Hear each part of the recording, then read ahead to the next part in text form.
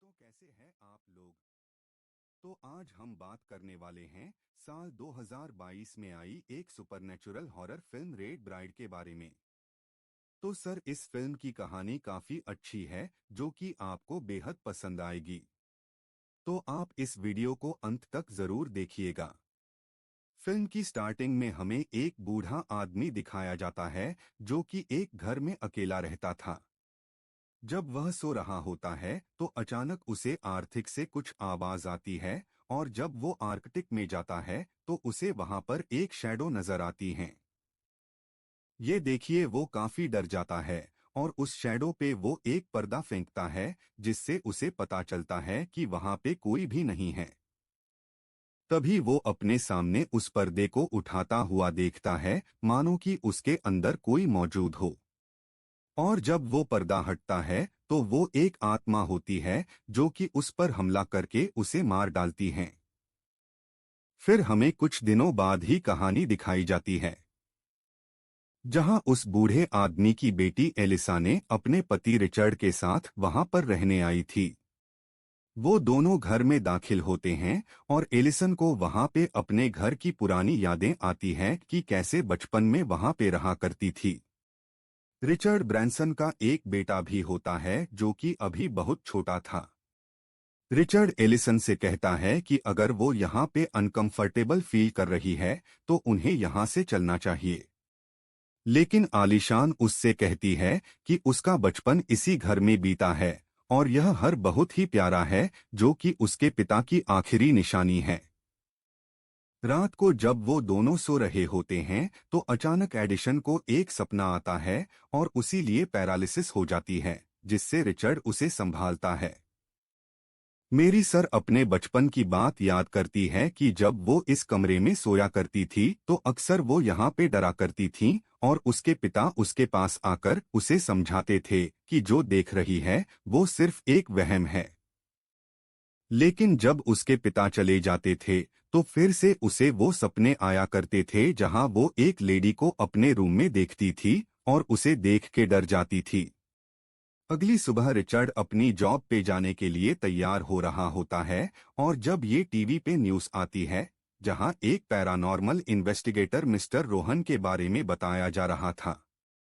News में आता है कि उसने एक आत्मा से बात करके 1.5 लड़की की बॉडी ढूंढने का ली। एलिजान ये देखे काफी प्रभावित होती है और उसे लगता है कि उसे उससे बात करनी चाहिए, तभी नहीं उसे गुड बाय कहता है और अपने ऑफिस जाने के लिए निकल जाता है।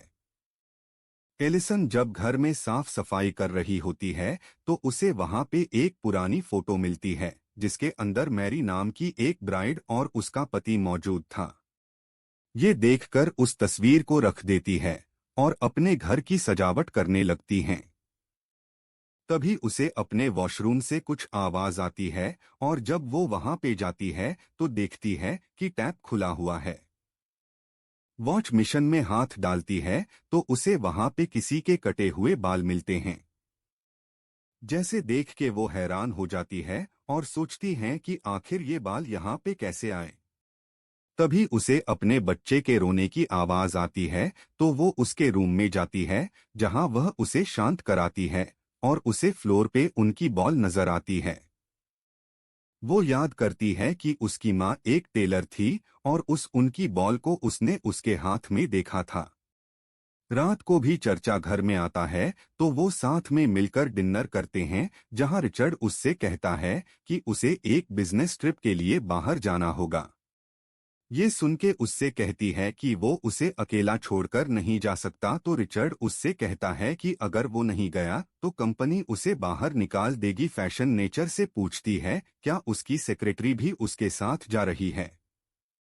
रिचर्ड उसे बताता है कि वो उसकी कोलीग है और वो हमेशा उसके साथ ही जाती है। इस उनके आलिशान उससे कहती है कि क्या वो दोनों एक ही रूम में सोएंगे, तो रिचर्ड को इससे काफी गुस्सा आता है और उससे कहता है कि वो 5 साल पहले ही उससे रिलेशनशिप तोड़ चुका है और अब वो उससे प्यार करता है, तो वो उस पे शक करना बंद करें। ये सुन के आलिशान को बहुत बुरा लगता है और वो अपने बच्चे के रूम में चली जाती है। जब वो जाती है तो उसे वहां पे एक लट्टू नजर आता है और वो याद करती है कि बचपन में वो सेम लट्टू को नचाया करती थी। एक दिन जब वो लट्टू उसके स्टोर रूम में चला गया था तो उसकी माँ ने उसे उसमें बंद कर दिया था और अगली सुबह उसके पिता ने उसे उठा आया था जो कि जख्मी हालत में उसे मिली थी। अगले दिन उसके पिता ने उसे वहां से भेजने का सोचा क्योंकि वो वहां पे सेफ नहीं थी। उसने वहां पे उसकी माँ के रूम में एक पृष्ठ को भी देखा था जो कि उसकी माँ के सामने कुछ मंत्र पढ़ रहा था। उसके पिता ने उसे समझाया कि उसकी सेफ्टी के लिए उसे यहाँ से दूर जाना होगा और उसने एक फैमिली से बात करी है जो कि उसे अडॉप्ट करने के लिए तैयार है। तब से ही उसने अपनी बेटी को बाहर भेज दिया था और एलिसन वहीं पे पर थी। अगली सुबह रिचर्ड एलिसन से माफी मांगता है उससे ऐसे बात करने के लिए और उसे समझता है कि अगर वो बिजनेस ट्रिप पे नहीं गया तो उसके बॉस उसे बाहर निकाल देंगे। सन राजी हो जाती है और वो ट्रिप पे चला जाता है तो वहां पर मीटिंग कर रहा होता है और हम देखते हैं कि उसकी सेक्रेटरी उससे आई कांटेक्ट करती है जिससे हम समझ पाते हैं कि रिचर्ड एक्स्ट्रा मैरिटल अफेयर में है। इधर रात को एडिशन जो बुक पढ़ रही होती है तो अचानक लाइट चली जाती है।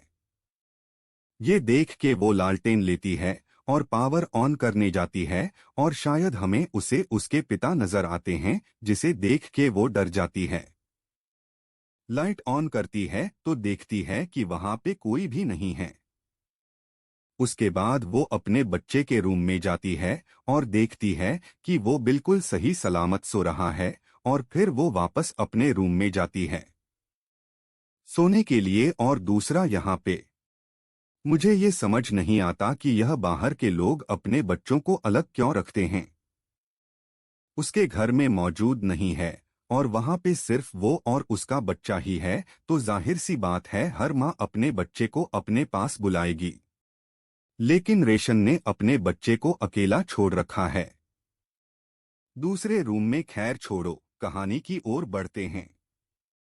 जब एडिशन की आंखें खुलती है तो उसे फिर से स्लिप पैरालिसिस होता है और वो क्या डॉक्यूमेंट सुन पाती है कि उसके बच्चे के रूम में कोई मौजूद है जो कि उससे कहती है कि वो उसे अपने साथ ले जाएगी। ये सुन के रीसन बहुत डर जाती है और अपने बेटे के रूम में जाती है और देखती है कि वहां पे कोई भी नहीं है। तो तुरंत रिचर्ड को कॉल करती है और उसे इस बारे में बताती है तो रिचर्ड उससे कहता है कि वो चिंता ना करे, जरूर वैल्यूएशन ऐड कर रही होगी। उसे उसकी दवाइयां खाने के लिए कहता है और सो जाता है। और जब रिचर्ड अपने रूम में आता है तो हम वहां पे उसकी सेक्रेटरी को भी देखते हैं। इधर डर के मारे बैठी होती है और तभी उसे आर्थिक से कुछ आवाज आती है। जब वो आर्थिक में जाती है तो उसे वहां पे उसकी पुरानी टेप मिलती है जो कि उसके पिता ने बनाई थी। वो उस वीडियो को प्ले करती है और अपने बचपन की यादें ताजा करती है। वो देखती है कि वो लोग जंगलों में एक पिकनिक पे गए हुए थे और वहां पे वो तीनों एक साथ खूब एंजॉय कर रहे थे।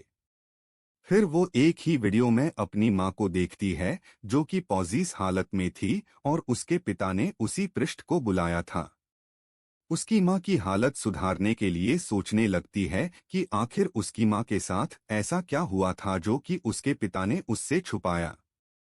ये सवाल का जवाब पाने के लिए अगले दिन वो उस प्रीस्ट के घर जाती है जहां पर उसके लिए दरवाजा खोलता है और उससे कहता है कि आखिर वो कौन है। अर्जुन उसे बताती है कि 25 साल पहले उसके पिता ने उससे मदद मांगी थी जिनका नाम एंथोनी था और वो अपनी वाइफ को बचाना चाहते थे। वो उनकी बेटी है और वो जानना चाहती है कि आखिर उसकी माँ के साथ क्या हुआ था।